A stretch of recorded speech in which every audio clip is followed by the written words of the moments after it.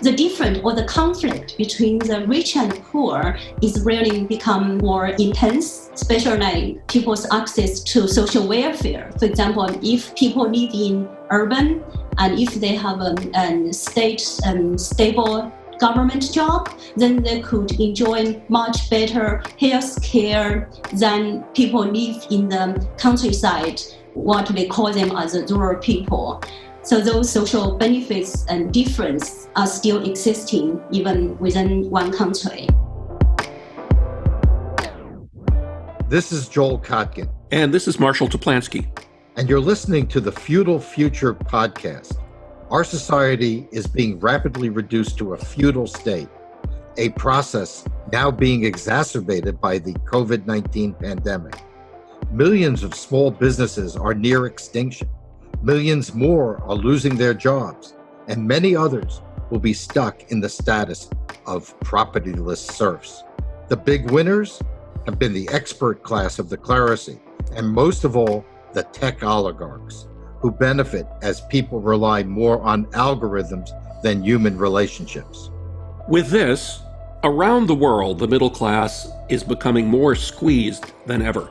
And it's having profound economic, social, and spiritual implications. Here on the show, we're having conversations with business, government, and citizen leaders like you to get to the core of these issues and explore how we can work together to form a better future than the one we're headed towards. Welcome, everyone, to our third episode of the Feudal Future podcast. Today, we are absolutely delighted to welcome Dr. Li Sun. Dr. Sun is a lecturer in sociology and social policy at the University of Leeds in the UK. As an ethnic Miao woman, she grew up in a remote village in southwestern China. And since 2007, she has been living outside of China, working in the UK, Germany, the US, and the Netherlands. Beside her academic positions, Li also serves as a consultant to the UN, the World Bank, OECD, as well as UK, Netherlands, and Chinese governments. Her main research interest is China's urbanization and globalization. Her book, Rural-Urban Migration and Policy Intervention in China, was published by Palgrave in 2018, and it focuses on how the movement from the Chinese countryside into its megacities has changed Chinese society. Li, we're delighted to have you. Welcome. Thank you for having me here. Well, I understand that you and Joel go back a little bit. How did you two meet? Well, we met at the when was that Beijing conference, Li? I think 2017. Right, 2017. So this is before things got really sour between the U.S. and China, and it was and what I wanted to maybe start off with is in the new book on feudalism, your work was very important in the chapter I called The Serfs, which was about this existence of this large population in China that's kind of, I guess, a floating population. How did you get interested in this issue of migrants, and how significant do you think it's going to be in China's sociological development in the next decade? Yeah, that's a very interesting question, because as a scholar, there are so many interesting topics you would like to explore. But for me, based on my personal background and my academic interest, I chose to focus on the rural to urban migration issue. One of the reasons is myself. I moved from a small ethnic village in China, then to Beijing to do my undergraduate study. So from the village to Beijing was the first step for me to enter the urban society. And the day when I arrived in Beijing, I don't know how to cross the road, because in my hometown, there was no traffic light. And also my roommates took me to Tiananmen Square and we took the underground, and I don't know how to buy the ticket because there was no public transport in my hometown. So for me, at that moment, I realized the challenge to move from the rural to urban is very, very difficult. And afterwards, I was very fortunate to get scholarship and to study in Europe. And when I moved from Beijing to Berlin, I feel it's very easy because I got used to the undergrad in Beijing, and I know how to use the S-Bahn or U-Bahn in Germany. And I feel, wow, being a transnational migrant, maybe the challenge is less than being a rural to urban migrant in your own country. So that's one of the main motivate for me to study migration. And I can imagine there are a lot of poor people, they move. Unlike me, I move for study, for my own human capital, but they move simply for livelihood and they have no educational background. So their challenge will be even bigger than what I encountered. And also I feel this group of people shouldn't be ignored in academic studies. That's one of the reasons. How do you find what I find fascinating about the Chinese experience in this migration is the cultural shift in attitude for people coming from village culture that was very family-centered into a new world that may be very kind of company-centric based on where they're working. How has this, what are the implications of that shift? So I think there are a couple of family-based reasons, because as a society focus on the Confucian value, we often put family in the center, what we call the collectivism, rather than in Western country, people more focus on the individualism. It's a huge challenge. But one of the downside of the rural to urban migration, suddenly, when the young adults move outside, a large number of their children can't join us. So this group of children have to be left behind in villages, what we call them as left behind children. And also, there are a large number of elderly, they cannot move to the cities because they are too old to work. And then this group of people, we call them left behind elderly. So those left behind group is a very large social cost of the migration, also connected to the family-centered issue. Well, and now that we've had enough experience time-wise with this movement, what happens, what is the outlook for the left behind children? What role will they play? Will they just follow their parents' footsteps and get a job in the megacity, or are they getting the education and exposure that they need? What are the positives and negatives about what we would expect?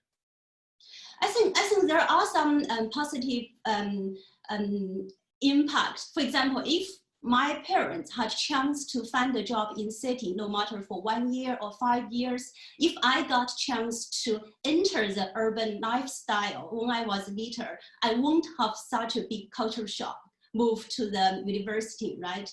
I think those migrant workers' children, they got chance to experience urban life following their parents. This is a very positive impact. But the negative impact, as first I mentioned, they had to left behind and looked after by their grandparents or sometimes extended family members.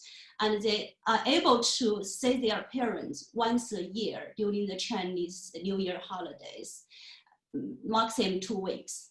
And also there are a number of children, maybe they are still around maybe less than 7 years old. So that means they are not in a hurry to enter the primary school. So they could follow their parents to live in cities.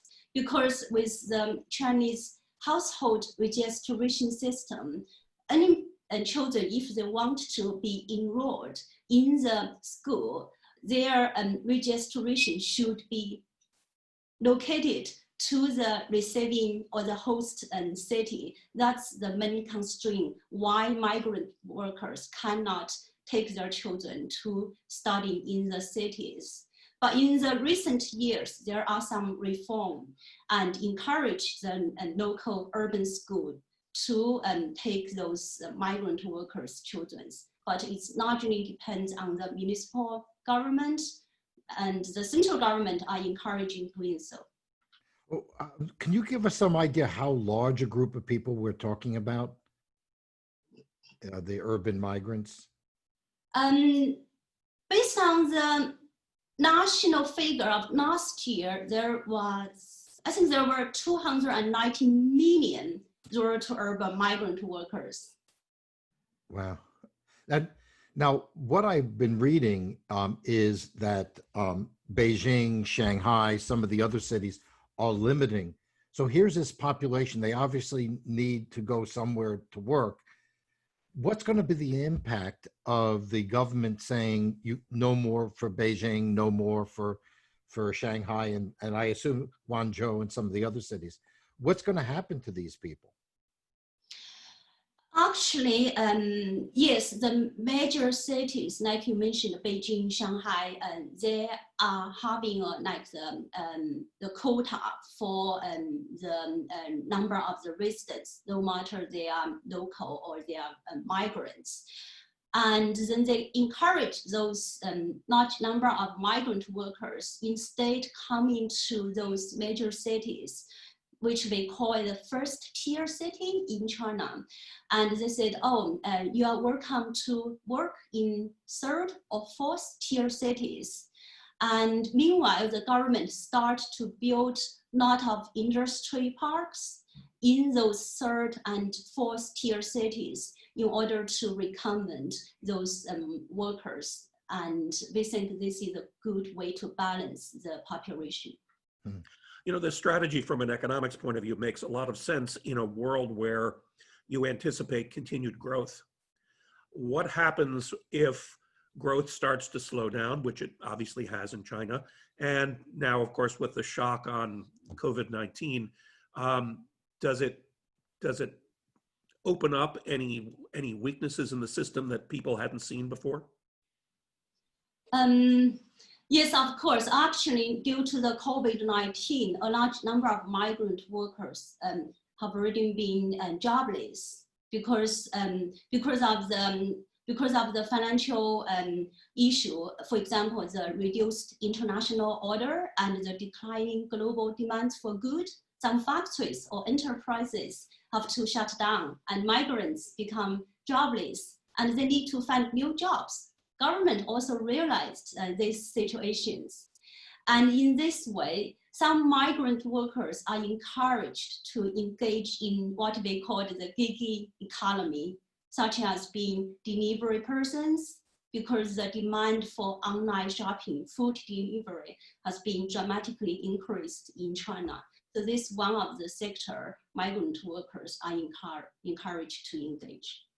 Yes, China is one of the leaders in online to offline, or O2O commerce, and so having that large number of gig economy workers is important. Are we finding that now that the economy is getting back on its feet and people are going back to work, that the number of people available for that has dropped as people get back to their kind of normal jobs, or is it still a robust area for employment?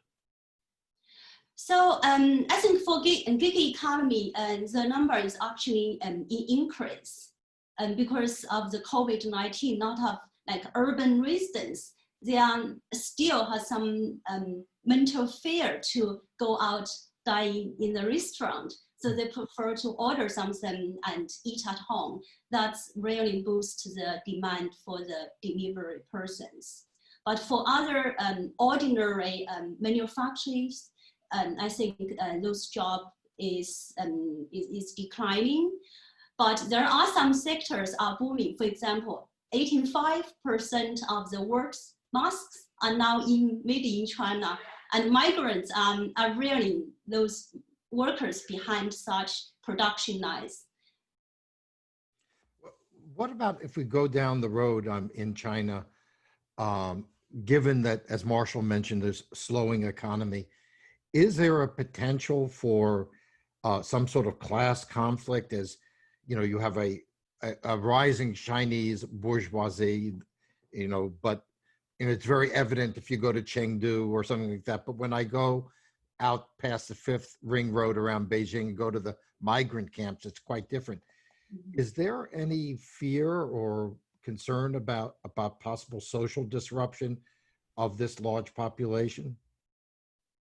Yeah, I think this issue could be understood from the angle of inequality, which has been an ongoing debate in China. In 2017, the Gini coefficient was 0.467 in China. You can imagine that's really high. And China hasn't published any Gini coefficient for the last 2 years. But we think the inequality is still there.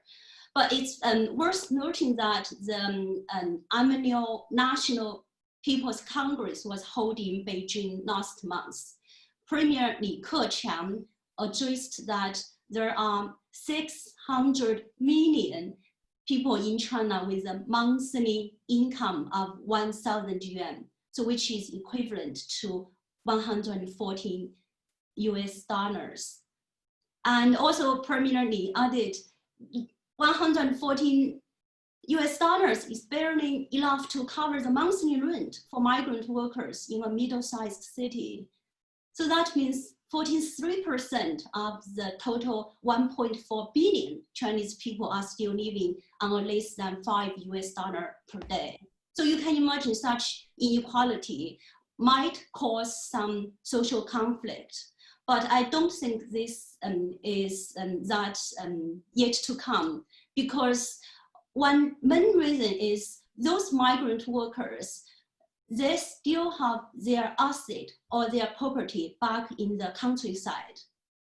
Because of the land arrangement in China, for migrant workers, they have their own piece of agricultural land, and if anything happens in cities, they could always go back to the country as the last resort. And in the idea that they could go back to subsistence farming, basically. Yes, yeah. Keep them going. So I understand, I mean, it's such an interesting contrast, isn't it? That a country that was able to pull so many people up from the depths of poverty into, you know, at least some kind of a sustainable life would still have such a large problem in poverty overall. But the Chinese government seems to be spending a great deal of money investing in technologies that will ultimately see lower employment, especially artificial intelligence and machine learning applications. China is one of the leaders in the world on that. How does that square with the need to employ people? Yeah, that's a very interesting angle. So like those giant internet companies as Alibaba, Tencent, and Baidu, I think you all heard of those names.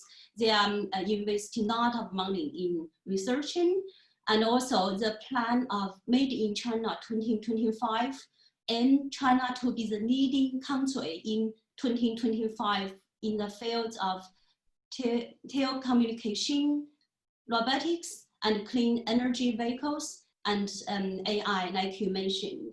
So indeed, those would rarely reduce the demand of those workers. And one of the things the government is doing, trying to train migrant workers some new skill in order to let them to catch up with those new technology. I have a question about the economic power of the large tech companies like Tencent and Alibaba. Mm-hmm.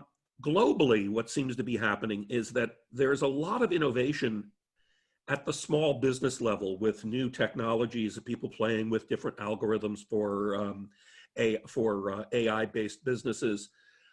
And as they approach some degree of success and scale, they get acquired by the large tech conglomerates, which is kind of shifting people's perceived allegiance, in essence, from a power point of view, from government to the employer that they're working for. Are we seeing that? Is that an issue in China? So actually, when you talk about the power issue, those companies, indeed, they are private company, but actually in China there are a large number of state-owned enterprises like the oil company and some of them big like the national railway companies. So those companies, they are public, they are state-owned. So in this case, we can say actually the balance of the private company and the public company are quite balanced compared to Western countries. Well, and from what I understand, the state-owned companies are generally run in a very inefficient manner compared to the private companies, so that all the technologies that are being created in the private sector can now be applied to this huge customer base in the state-owned industries. So maybe there's a virtuous circle that's evolving somehow. But, yes. Oh, go ahead, please. No, I mean, in recent years, the government is promoting the PPP, the public-private partnership. I think this is a really good way to combine the advantage of both sectors. Just a couple things I want to cover. One is, of course, COVID, and in doing research, one of the things I've thought about, and we see similar things even in places like New York, where there are large concentrations of poor people living in very crowded and very unsanitary conditions. Do you think that had some role in the severity of the earliest outbreaks in China? Oh, actually, when you talk about the impact of the pandemic on migrant workers, because they are working in a very crowded place in cities, but it's important to look at the timing. Because on 23rd January, the lockdown was imposed in Wuhan and other cities in Hubei province, so which was only 2 days before the Chinese New Year. According to the tradition, people working outside of their hometown, they would travel back home to celebrate this festival with families. And by the time of the lockdown, most people have already arrived at their hometowns. So actually, there are not so many migrants stuck in cities while the lockdown was enforced. Was there any evidence that since some of these migrants may have had the virus, that they brought it to their towns? I think there might be some news reports, but I did not say those in academic researchers. Because it's interesting to see some pictures that the villagers would use some stone to build a gate in order to forbid people travel back home, especially from big cities. They would say, oh, you might carry the virus back. So from those images, I can well guess that there are such fear. Huh. What is your sense about how China handled the pandemic? Actually, I was in China end of January because I was in my parents' place for the Chinese New Year. Yeah. And I can say everything came so quickly. Like I said, on 23rd January, Wuhan locked down, and almost after quickly, very few days, all the cities in China and the province locked down. And also, why is the reason I will choose the timing? Because you can imagine like Christmas in US, maybe everything is quiet, and that's a timing maybe good for you to lock down because nothing happened at work and people stay at home and celebrate the holiday. So I think this is really the timing why China could enforce the lockdown very quickly and people obey such orders very quickly. And another reason I mentioned, because of the collectivism, then people would assume if I follow this lockdown, maybe I would not only do something for myself, I'm doing this for my family, I'm doing this for my community, I'm doing this for this country. And also they are not think their individual freedom has being decreased, buying and staying at home, because they feel maybe I could spend more time with my children, with my parents. Yes, that's a big contrast with what we're seeing here in the US now, with this move toward asserting your independence and rejecting what the government advice is all about. It sounds as though people had more of a community orientation in China and a little bit more of a broader view. Well, and we see that also with Singapore and Taiwan and even Hong Kong.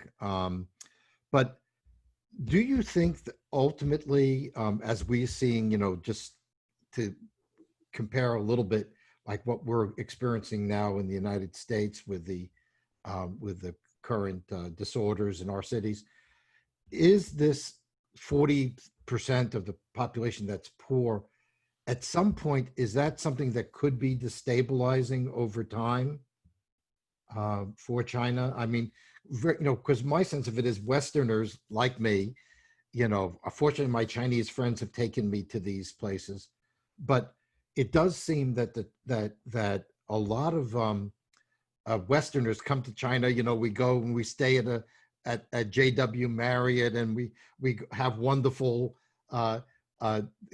banquets that are very lavish and very nice. But this other China, almost like my old mentor Michael Harrington talked about the other America in the 1960s. At what point does China have to start dealing with the other China? This 40% of the population that is not really experiencing the prosperity that China elsewhere has had. Yeah, so in the past decades, I think the Chinese government is really pursuing what we call is GDPism, because then they put GDP first.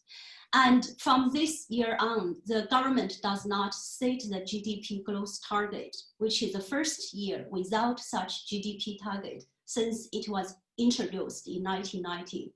So in the past 3 decades, every year we would say a GDP targets, but this year, no. So as a sociologist, I really hope that to move beyond the emphasizing on the economic growth, the government could pay more attention to the social and environmental issues. For example, providing more social welfare to the urban poor, to migrant workers, and the other marginalized group. So as such, the whole society could be more imbalanced with social, economic, and environmental sustainability in the short and long term. Well, when Joel, we had that, Joel, what? When have we paid any attention to Flint, Michigan? Right. I mean, this is what I find interesting is that solutions here in the United States tend to be very much grounds up, bottoms up, right? Communities get themselves into trouble with their economies, and they try to, at least at the local and state level, boost themselves up. What's an interesting model in China is that the central government has the ability to focus on a particular municipality if they want to. So I wonder how those two systems, if you contrast them, which one works better?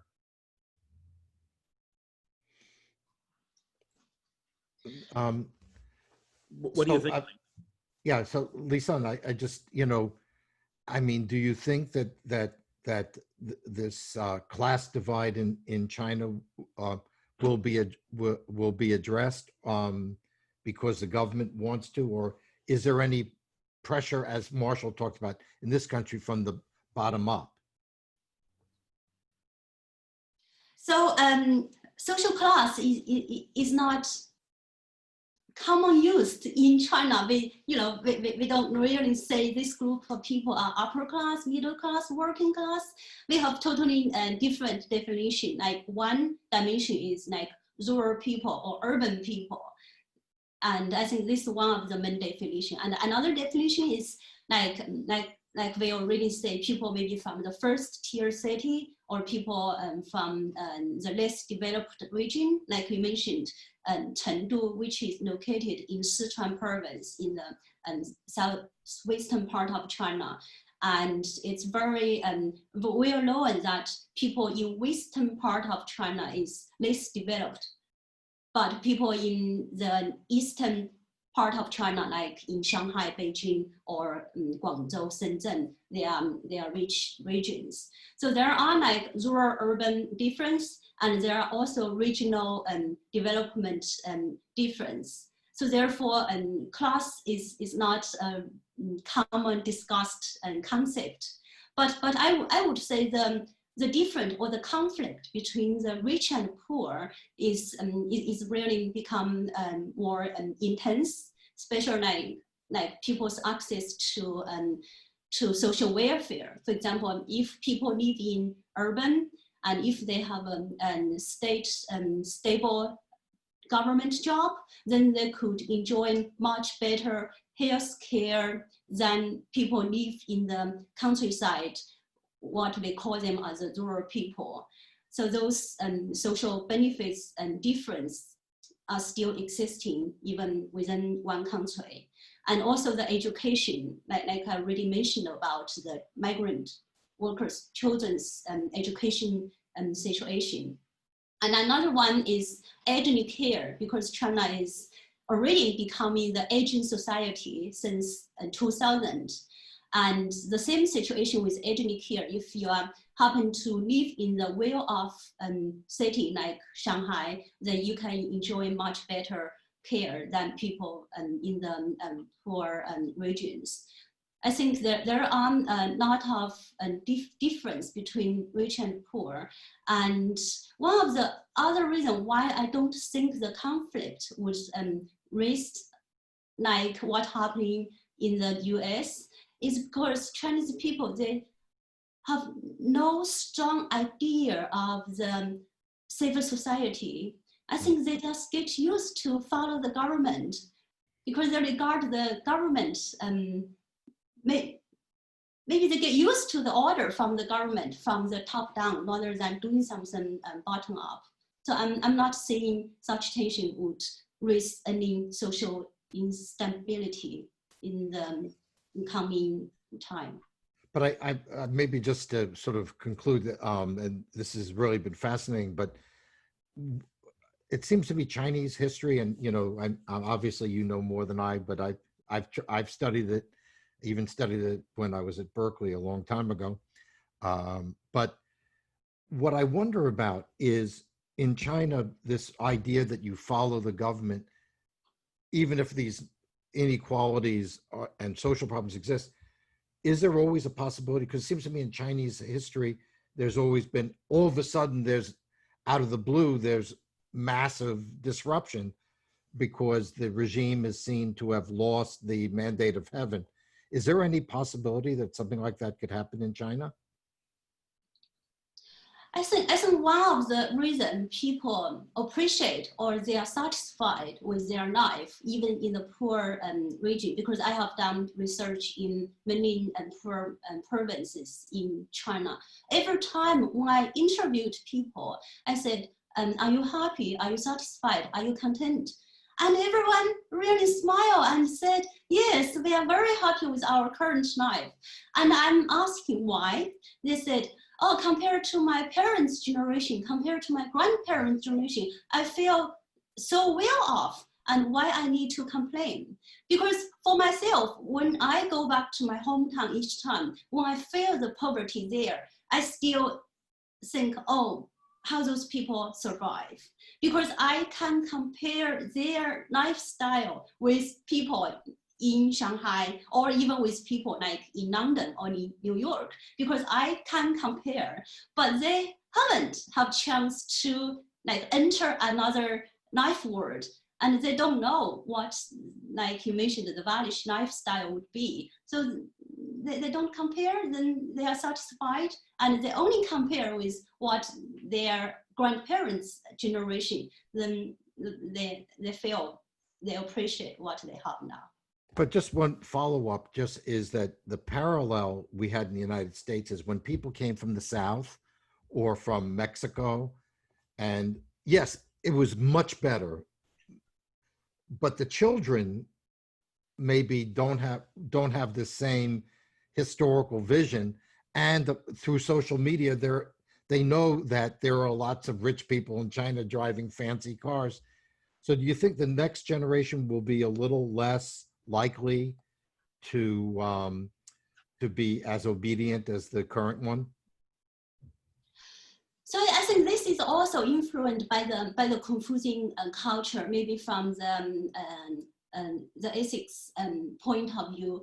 If you are not well enough, then you would try to find reason to blame yourself.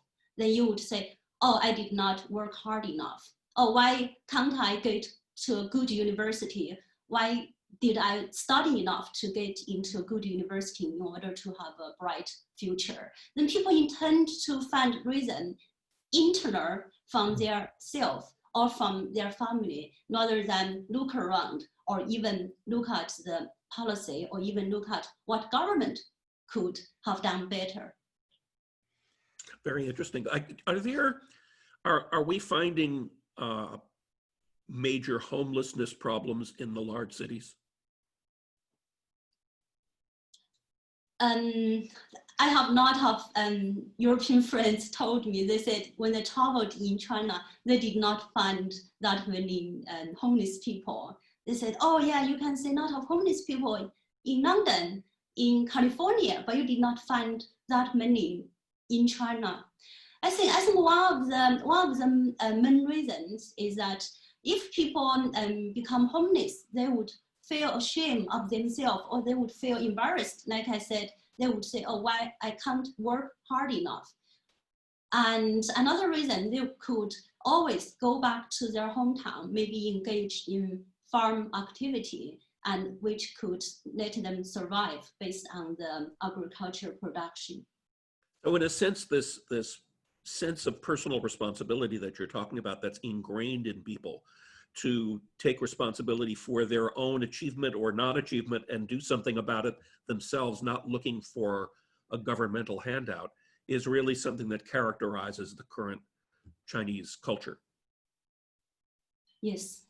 Well, and it's something that maybe in America we could use a little more of, because one of the things that was very disturbing, and I work on these social issues, Marshall does, we work a lot on poor communities here, minority communities here, the tendency to blame someone else and not take personal responsibility is one of the great tragedies. And what we've seen is that people have moved from, let's say, the South, or from a village in Central America, where they did have this sense of personal responsibility and certain ethics. If you watch what's happening on the streets of our cities right now, that the current generation doesn't have that feeling at all. So although obviously we know that there are many problems in China, maybe there's much that we can learn as well. Marshall? Well, Dr. Sun, thank you so much. That seems like a perfect note to end on. Thank you so much for taking the time. It's been a pleasure having you on the show. And Joel, any last thoughts? Well, just that I hope you continue your work. I think it's very important for Americans to understand the existence of so much poverty in China, maybe a way of understanding when people say China's a rich country so they can afford X, Y, Z, for us to understand that from the Chinese perspective, there's a lot of poor people and there's a lot of people who need economic growth. And so I think it's something that should be more part of our discussion, at least so we understand why China maybe does what it does. Thank you very much. Thank you.